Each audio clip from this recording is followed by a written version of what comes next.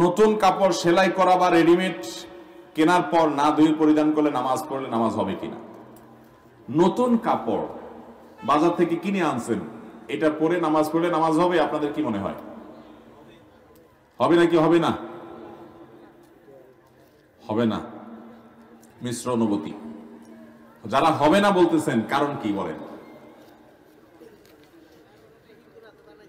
হ্যাঁ, নাপাক থাকতে পারে, আমি জানি না এটা কি ভাবে দুইছে টুইছে, এই তো না ভাই, এটা সঠিক না।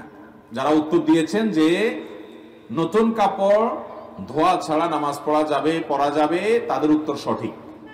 হ্যাঁ, স্বাস্থ্যগত কারণ বিবেচনা করে আপনি ধুইলেন সেটা ভিন্ন কথা, যে মার খসখসে অথবা জীবাণু থাকতে পারে ইত্যাদি ইত্যাদি, সেটা ভিন্ন বিষয়। বাট পবিত্র অপবিত্রতা যদি প্রশ্ন তোলেন, তাহলে আমি বলবো একটা কাপড় বাজার থেকে কিনে আনছেন কিংবা সেলাই করে আনছেন দর্জির দোকান থেকে বা রেডিমেড কিনে আনছেন, এই কাপড় পরে আপনি ডাইরেক্ট নামাজ পড়তে পারবেন, এটা ধোয়া কোনো জরুরি না, বিশেষ করে যদি ওইটাতে কোনো নাপাক দেখা না যায়। কারণ কোনো নাপাকের আলামত যদি না থাকে, গন্ধ নাই, নাপাক দেখা যায় না, তাহলে ওটা পাক। অহেতুক সন্দেহ করে খুঁতখুঁতের স্বভাবের কারণে ওটাকে নাপাক ধরা যাবে।